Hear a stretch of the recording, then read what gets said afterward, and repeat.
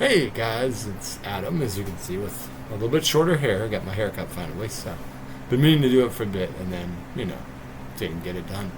But I got it done this week, so that's an accomplishment. Last week I got my tabs renewed, and this week I got a haircut. So I'm just living the life, So yeah, welcome to the Adam's Rambling podcast. Last week I got into a big rant and talked about cars for some reason. And it was like an hour long. I got a couple views. It's okay. This one will not be as long because I haven't watched as much stuff this week as I usually. I mean, I watched Righteous Gemstones episode and Secret Invasion. We just watched the recent Secret Invasion episode. But like I said, I'm not talking about those until their seasons are over. Just because I don't, I don't know. I can understand someone who goes, if they have the time to go episode by episode, but like, I'd rather just give it overall when the season's over, and Anna join me for the Secret Invasion one and stuff, since she's been watching it too. Yeah, and it's weird. It's the MCU stuff. It's been like so much like negativity about it, and don't get me wrong, some stuff is hit or miss, but like. It's just like so many people are just like down on it, and it's just like, am I watching the same things here? Because I'm, I mean, I get the CGI complaints and things like that, but like I've never let CGI, unless it's just really, really atrocious and like every single scene or something looks. It's like, well, some of the CGI I've seen was just like, okay, that's not great, but I mean, it's not Morbius bad, it's like. Yeah, it's like some movies have their flaws, but like the absolute hatred of Ant-Man and the Quantumania, I just do not understand. Like I really liked that movie. I thought it was fine.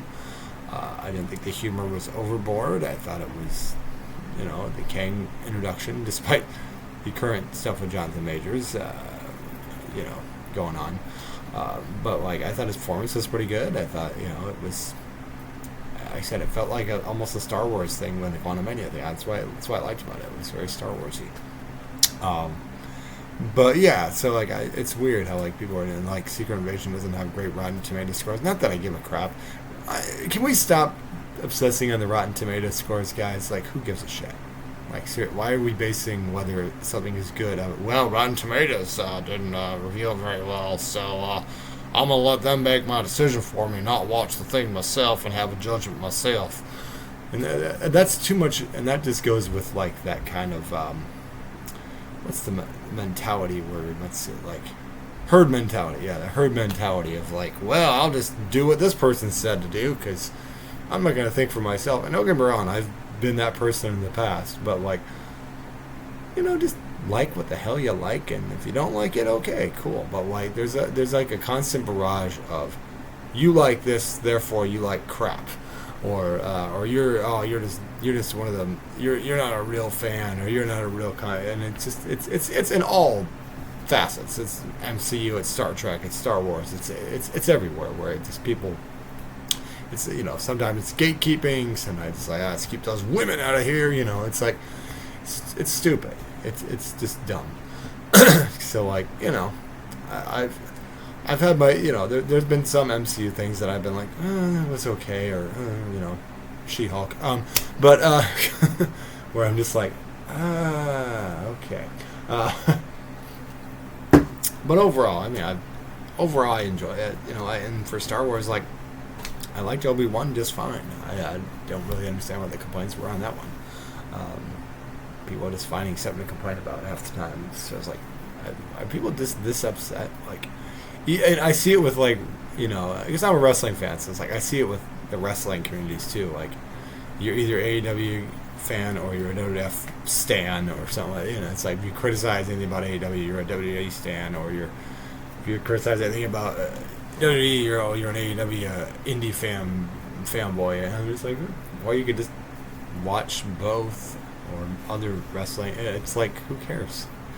It's just like the thing is, we have to get this mentality that you're not allowed to criticize things, and we also have to learn how to take criticism. And don't get me wrong, I'm guilty of it myself. Sometimes I see his own critique. I'm like, oh well, screw you, I mean, it's an easy thing to do, but like you kind of gotta brush a lot of that stuff off. It's something I've had to learn. I've been bad about holding on to things too much, getting upset about things instead of just letting them go or not caring. Because people are gonna critique what they critique, and you can either like take everything they say to heart, or you can just ignore it and move on. Because the thing is, I always look at because we do sketch comedy and improv and stuff like that. And I did stand up in the past and all that, as I mentioned on here. And of course, I'm an actor. So it's like, you kind of just learn to take it with a grain of salt. Because, you might say, oh, well, this person didn't like my sketch, or this person didn't like my joke, or didn't like my acting performance. Okay, well, that particular person didn't. But I also heard 10 other people laughing at it. So it's kind of, you got to, it's kind of taking the good with the bad, but you should never go after an entire community of people or fans who oh, you disagree. I saw this a lot with the Ghostbusters 2016 thing when that came out and all that, just this whole divide, and you had really misogynistic fans and racist fans, and then or trolls or whatever you want to call them, but then you also had people who legitimately just didn't think the movie looked good, like me. And when I rented it and saw it, I still had the same opinion, but it had nothing to do with them being women. And the thing is that you couldn't say that. You were not allowed to criticize that movie, and that's a lot of other things that have come out in the last couple of years that were female-led or whatnot. You're not allowed to criticize them, and that's a weird thing to me. Why are you not allowed? It's it's one. I think the thing is, it's finding that balance between knowing hey, this person's criticizing this because of the color of this person's skin or their sexuality or their gender. And they're literally mentioning that in their critique. Then okay, yeah, you have a case on that. But if someone is just saying, yeah, the story was shit, the acting wasn't great, the direction was kind of, or hey, the CGI sucked, or whatever, that's legitimate critiques, because you're critiquing the performance, you're critiquing the directing, you're critiquing the writing, or the CGI, or whatever the case, or a stunt that looked bad, or whatever, you're just critiquing that, and I think that's, if you're going to critique, at least critique that, as opposed to personally attacking the actors, or vice versa, the actors attacking all fans who criticize the movie because oh, well, you're all just trolls that live in your basement. What? That was the worst thing that they did, the cast, because if they had just ignored that shit, and if Sony had just ignored the trolls, or just focus on putting out a movie. You're there to put out a movie and entertain people. So it's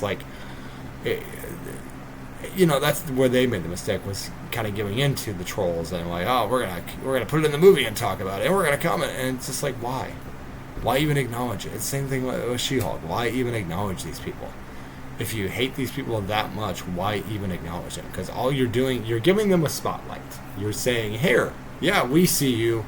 The thing with trolls is you're just supposed to ignore them. You know how many times I've had to stop myself from commenting on a YouTube comment that pissed me off? Many a times. And sometimes I have commented and I'll be oh, I shouldn't bother with this person, but just keep scrolling. You know what I'm saying? Keep scrolling. Sometimes you don't need to make a point. You don't need to argue with the person, because it's just there's no real point in doing that, because just blow it off. It's I had a critique once that I was wooden in a show. Okay. And I took that to heart. I'm okay, I'll try. So next time I did my performance, I kind of tried to loosen up a little bit, and and I think it helped. So yeah, sometimes it's learning how to take critiques and how they were critiqued too. If someone is says Adam Higgs a terrible actor, then okay, that's not really, how's that really critiquing? You're just saying I'm awful. And I try to be a little more constructive when I criticize things. Of I try to give especially when it's a kid actor too. I try not to be too harsh on them, because I'm at the end of the day, it is a kid. It's actually, that's one of the things I'll talk about. There's a movie I'll talk about that I watched with kids in it. But yeah, I think we as a society, whether it be sports stuff, or whether it be politics, or whether it be religion, or whether it be movies, we've gotten too far off kilter, and we've put like certain critiques are just in one box. Like, you don't like this, you therefore are this, or like, or also thinking that, oh well, they can't critique us. That's like, but here you just said this horrible thing, so they do have a right to critique you if you're being a racist prick, or you don't like it because it's a black person in the role. Then yes, that's a problem that you have, that you need to deal with, and you just have to admit to yourself that you are a racist piece of shit, and that's just what it is. But like at the same time, I agree. I don't think every single fan that criticizes Star Wars or Star Trek or anything like that is necessarily coming from a place of hatred. I think it's more just like, well, I didn't like what they did with this, or this character, or whatever the case. Like I said, I said with our Indiana Jones review, like, I know there's some people who absolutely hated Dial of Destiny. I thought it was fine. It had some issues here and there, but nothing that like ruined the movie for me. And I'll stand on this hill to die on. I didn't think Cannon and Crystal Skull was that bad either. It had its problems. I won't deny that. Shia LaBeouf. But it wasn't that awful. It was. Yeah. Nothing is going to be as good as that original trilogy. We all know that. And I think that's the same case. If you made a Back to the Future sequel today, it probably wouldn't be as good as the original trilogy. It's just not gonna be, because that was in the 80s and it's 2023. So it's like, at least with Ghostbusters Afterlife, I feel like, there was a nice bridging of the, you had these kids that were kind of our new leads, and we get, our classic Ghostbusters, and we have the nice moment with Egon and stuff. It's like, so there was a nice bridge there. Cobra Kai has done a good job of, bridging the gap, but that's the thing. If you don't bridge the gap, and it's just like, well, here we are again. Remember that? It was fun. Yeah. But yeah, I think you have to take it from a grain of salt. Like, well, not that you can't expect a good movie or that you can't want a good movie, but understanding that Harrison Ford is not 30 years old anymore. Or 20 years old or anything like that. It's like he's in his 80s. And, I feel they did a good job of acknowledging that in the movie. And yeah, like I said, to me, there's not been a truly horrible Indiana Jones movie. So I'll stand on that, nuked fridge and all. I'll stand on it. That was a goofy moment, I'll give you that. But yeah, and the alien thing was kind of weird, but whatever. Yeah, I thought it was commenting well on the 50s, because they always talk about things that were going on in the world, and this new one, was dealing with the Vietnam War, so it's like things that are landing on the moon. So there's things in history that they're going off of. That's how it's always been. So it goes. So that's my commentary on that. Just, I don't know why I started with that. Just, I wasn't sure what I was going to talk about specifically to start the podcast. So I said, yeah, let's do that. So yeah, don't be a toxic asshole, but also don't assume that just because someone's criticizing your thing that they are also toxic, or anything else. Because, maybe they just didn't enjoy your performance. Okay. And you can take that however you want. I said you can just be like, yeah, well, they were wrong. But like, but you don't have to like specifically go out and say, yeah, they're wrong. I know what I'm doing. Screw them. It's like, all right, fair point. There was a time when I was doing a play and called Parsing Race, and it was about an interracial relationship. And the person that came to critique the show, she came to our preview. And at that point, I don't think our chemistry was quite as good between me and the girl. But as the performances went on, I think it got a lot better. And I think it was a little more believable as the performance went on. So yeah, and her the critique's defense, hey, what they saw, yep, our chemistry wasn't as good then, and that's true. And I think that was just we didn't get a chance to really get as comfortable to build that chemistry and stuff like that. Just having moments, and not like it's like that, but like just having that kind of comfortability, talking to each other, and getting comfortable with our characters and stuff like that. So it's not like that, but like, what I'm saying, but so that's how you like, sometimes chemistry can be built. It's like, you think about like Arrow. I remember like everyone was just like, oh, Sue Novell and Katie Cassidy have no chemistry together. What's Sword of Felicity? And it's just like, yeah, but like if you look at it over the seasons, though, their chemistry built actually over time. So sometimes you may not have an instant chemistry. And yeah, if you're doing a movie, okay, oh, well, they don't have any chemistry. That's just what it is. But if you're doing a TV show for several seasons, your chemistry is going to build. Trust me, like, just for doing sketch comedy and stuff like that, like, one of the things, we did our improv thing last night for the Cornucopia, and there was someone in the crowd that said, hey, you guys look like you were friends, and you guys had a great chemistry, so you must have, like, been friends beforehand, and, which we were, of course. We've been doing it for a long time, but that chemistry built over time. It wasn't like the first time we did a show, we were just instantly great. You know, it's like, so I think, you know, chemistry is something that can build over time, especially whether it's multiple performances or whether it's a TV show or something like that. Now, yeah, if you're just in a one-off movie, okay, maybe if chemistry's not right, okay, whatever, but nothing you could do about that. But, you know, I think that some people get into, they just have no chemistry together. It's like, well, you know, sometimes it takes time. I won't go off on an Arrow rant about how badly they botched it with, you know, Green Arrow and Black Canary, so we can have fucking Felicity, but that's a conversation for another time. I don't want to get off on a whole CW rant. So anyway, yeah, so a couple things I did watch. I had forgotten that I watched it, but there was a movie, I saw it on Amazon, it came out last year. It was called There's Something Wrong with the Children. And I recognize a couple of the actors. They're not like big names. But like, yeah, it's funny. The one guy, I thought he was the guy from Napoleon Dynamite that played Pedro, but it wasn't him. I think he's like a Mexican actor that's been in a lot of Mexican things. But like, he looked a little bit like him. Like, he had similar facial hair, and the way he talked, he sounded just like the guy who played Pedro. It's like, oh, that's weird. And then his wife was in Final Destination 3. She was the younger sister of Mary Elizabeth Winstead. And I've seen the other two I'd seen in things. I forget what the main girl was from, but I'd seen her in a couple things. So basically, spoilers here. The basic premise is that they're camping together. They're two couples. One of them, I believe, is like the sister-in-law or something like that. I forget exactly what it is. But one of the couples has two kids, a girl and a boy. And the other ones, you know, they're more just kind of free life and freestyling and whatever. You know, they don't have kids, but, you know, maybe they kind of want them. But they're, you know, there's kind of this whole thing. And it's not too bad, but they go kind of exploring, and they find this kind of abandoned, sort of cavey type of area. And then the kids kind of like stare down at this big light thing or whatever, and they're kind of mesmerized by it, and almost to the point the kid was like ready to like jump down this big cavern. So it's like, oh no, let's not do that, you know.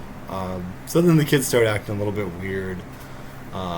You've seen this kind of plot before. I mean, that's the only thing I'd say. It's not the most original story in the world. And then the kids start acting weird, and then the one guy actually sees them jump down the thing, and then they come out the door. So it's very much almost the Invasion of Body Snatchers, or something with a what are they called? Changelings. Yeah, where someone takes over your body and all that stuff. So kind of that similar thing, or make something that looks like you, so a copy of you. It wasn't bad. I thought it could have been a little better. The acting was, you know, subpar. It was a Blumhouse one, so I'll give the kids a break. They tried. They definitely tried. They're not the greatest actors in the world, but I usually try to give kids the benefit of the doubt, because they're kids. I know when I was that age, I probably couldn't, you know, act my way out of a paper bag either. So, you know, they were trying with the little evil smiles and looks with their facial expressions were fine. But it was kind of like this weird thing where, like, one of them would, like, be trying to go after the adults, and, like, you don't actually see them turning into a monster at all, but you can see, like, the shadow, and it's kind of a spider-like almost thing. Like, it felt kind of like they took Pet Sematary and mixed it with It, you know, like, in a sense, without an evil clown. But, like, because of the way they saw the lights was almost like the dead lights, but then they've come back, and now they're kind of evil Pet Sematary-esque thing. So not that they were buried, but kind of, it felt like kind of a mix of that with a changeling type of thing. Like I said, it wasn't too bad.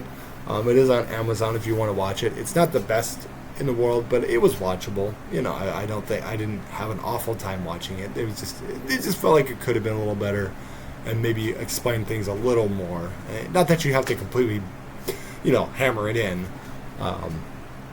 to them or anything like that, to the point of like, oh well, now I know everything. I don't need to know anything else. Because sometimes there is a nice air of mystery around something when you don't know everything. As I've said before, with prequels being unnecessary sometimes, like we really needed to know that. How'd he get that? Here you go. That's how we got that, or that's how this character got that meaningless item that doesn't matter. Weren't you wondering? Yeah, so I mean, there is a sort of level. So it was decent. Then I watched, just for classic's sake, I watched Uncle Buck because it was on Netflix, and you can't go wrong with John Candy. Yeah, and Uncle Buck still awesome movie. Still love it. Still funny as hell, and still touching as well. There's moments where I actually got a little teary-eyed just because. I mean, it's John Candy. To me, it's like no one. The reason why A Planes, Trains, and Automobiles remake will not work is because it doesn't have John Candy, and I'll stand by that. And here's the reason why. They tried to do a thing with Due Date, with Robert Downey Jr. and Zach Galifianakis, and then even like a little bit with Identity Theft, which was Jason Bateman and Melissa McCarthy. Someone playing the Steve Martin role, there are actors who I think can, play that well and stuff like that. And that's not a knock on Steve Martin. He's great. But like that kind of standoffish and kind of, uppity, I've seen other characters like Jason Bateman can play that. Robert Downey Jr. can certainly play that. But the likability of John Candy doesn't transfer as well. Because Zach Galifianakis is okay, but he's more obnoxious. Melissa McCarthy is okay, but she can be very obnoxious. And not in a, loving, kind of... Because as my dad always said, he says, how can you not like John Candy? How can anyone not like John? He's a genuinely nice guy. He looks like a big teddy bear, and I'm not saying that because he's a big guy, but, he has that personality of just, whereas anybody else in this role would just make him just really annoying, and you would feel for Steve Martin's character. You kind of feel bad for John Candy's character, especially when he mentions his wife passed away and all that, and it's and just he's like, you want to hurt me? Go right ahead, It's like that was beautiful, So yeah, Uncle Buck, I always like that movie so much. It's just hilarious, But yeah, that's definitely always worth a watch. Uncle Buck is on Netflix. If you've never seen Uncle Buck, do yourself a favor and watch Uncle Buck. Or anything with John Candy, really, because you can't go wrong with John Candy. He was definitely one of my, along with Phil Hartman and John Ritter, one of my comedy influences, just because it's freaking hilarious, dude. Then I watched this weird movie called The Luckiest Girl Alive, or Luckiest Girl in the World. I think it's Luckiest Girl Alive. But it was Mila Kunis, which is why I watched it. I'm like, oh, I like Mila Kunis. But it was really... It felt like a really bad Lifetime movie. Because it was about this girl, and she's sort of a socialite type person. She's working at a newspaper or something like that. And Jennifer Beals was her boss on that. It was like, hey, Flashdance. And a bunch of other things that she's been in. But yeah, I'm like, Flashdance, cool. That's just how I identify actors sometimes. They were in that movie. Therefore, there can be no other character. Because that's the first thing. That's how Bill Paxton, for me, will always be Chet from Weird Science. Yes, he's been in a lot of other things, and, he is very missed because he was awesome. But for me, it's always my dad would see a movie with him, and he'd come home and say, well, Chet died in this movie. It's he wouldn't even call him Bill Paxton. He'd just call him Chet, Because Bill Paxton, if you notice in the 80s and 90s, he died in a lot of movies. Not Twister, though. But there was movies where his character was in it and his character would die. I was like, what the fuck? It's the Sean Bean thing of oh man, there goes Sean Bean's character. And he's dead. But yeah, we definitely miss you, Bill. We miss you. Great actor. But yeah, but anyway, the way the premise goes, she's had this kind of tragic backstory where she survived a school shooting, and she was also raped by multiple men. So we go back into that flashback scene. I thought the young actress that was playing the younger version of her was pretty good and looked similar to Mila Kunis, or what a younger Mila Kunis was. And yeah, the guy playing her husband was the guy. He's been in a lot of American Horror Story stuff. He was the guy that played the serial killer in season 4. The rich boy who's trying to fit in. Yeah, one of the plot points I really hated about season 4, because you had this cool creepy ass clown, and then we just kill his ass off so we can have this pretentious Ted Bundy look like. The actor's not bad; he's actually pretty good.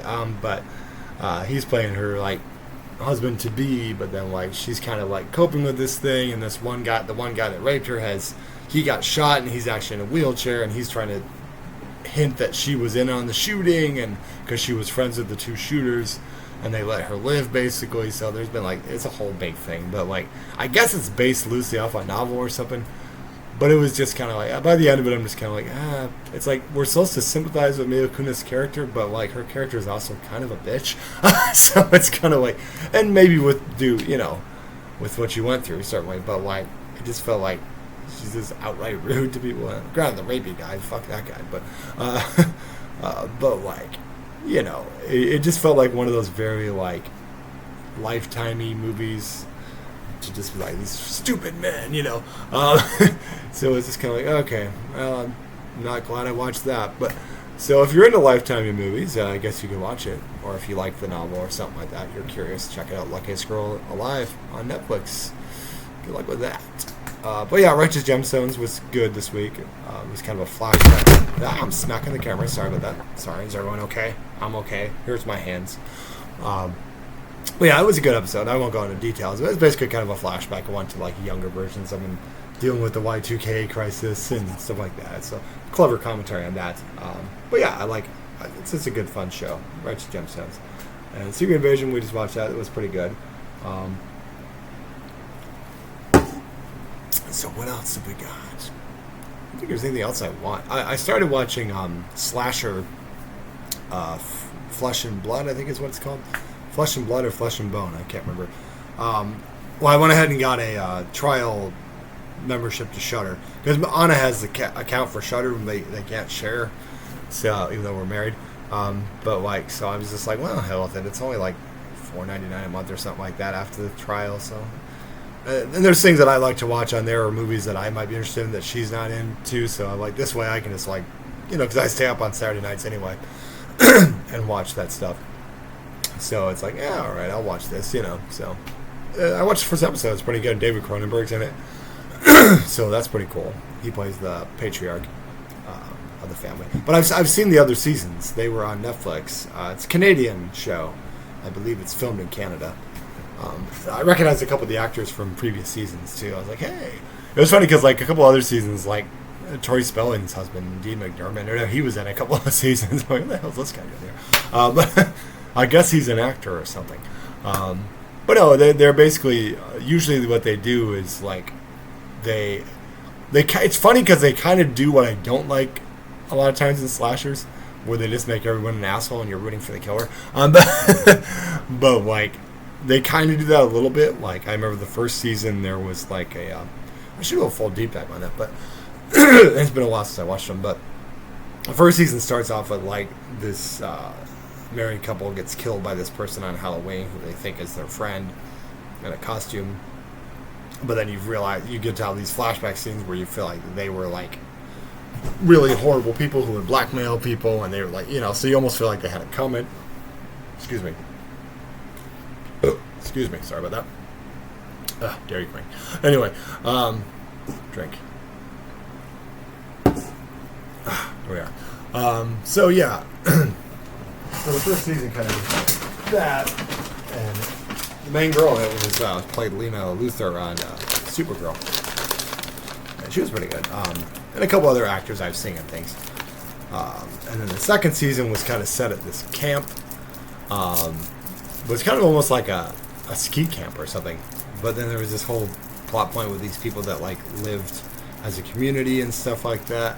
Not really a cult, but they like lived as a community and all that. And I had Jack Bauer's wife from 24. And she was also in Men at Work, where she actually had long hair. She usually goes with a short hair look. But like, it's funny because in Men at Work, she's got like the long red hair and stuff like that. I forget the actress's name. She's been in a lot of other things too.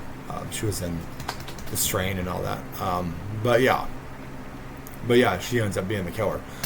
Spoiler! But it's kind of a weird twist that they go with. I'm like, oh, I didn't see that coming. But you also find out these people, these young teenagers that are there, actually had accidentally killed this other girl. But then you find out this girl was like a total mean girl, two-faced bitch, basically. But then they're also awful. So it's like, you know. And the third one, I'm trying to remember what it was. The whole plot of it was like this person had been like, I think someone had been murdered. I think someone had murdered them, and he was some party guy or something like that. And this other woman was like shunned by the community and set herself on fire. And it was like pretty much all about these people in this apartment building. And Dean McDermott was in that too. And he was like a total like racist guy. But then there was this Muslim girl, and she's, you know, the main character. And then you end up finding out that it was the brother and sister. And it was just like, it was very twisted and weird. So yeah, of the seasons, I think I liked the second season best. I just think I like camp slashers, you know, the most. But this one so far, like I said, I watched the first episode, so it's pretty decent. So my plan tonight was to do a screen pitch. It's the final screen pitch, because I've kind of gotten away from that last couple weeks. I keep being like, oh, I'll do it, and then I get to the time to do it. I'm like, got nothing right now. I mean, I did the pitch. You know, I've done the other pitches there. They're the What If Scream trilogy pitch, and then What If after part 4 continued as a trilogy. You can check those out on the channel. So basically, all I'm trying to do is come up with what the next movie will be about, or whether it'll continue after that. That's been the tricky part. Is like, it's so fresh in my mind, Scream 6, that it's kind of like, where should they go? I mean, I have a basic idea. I guess I could give a basic idea. I'll think about it. Maybe I'll have it up tonight. Maybe I won't. I should also do an Indiana Jones ranking one, which would be good too. So maybe I can do a couple of those things on the channel. But I think I'm going to wrap this one up, guys. Don't have as much to talk about this week. Like I said, we had a good improv show last night. We're working on another sketch show. So yeah, if you're in Seattle, check out Turbo Turkey. We're at the Rendezvous Jewel Box and down in the Grotto for a perform. So check those out. Our next show is August 20th. Cool. All right, guys. Well, have a good night. Like and subscribe. Keep up the views, and have a good night.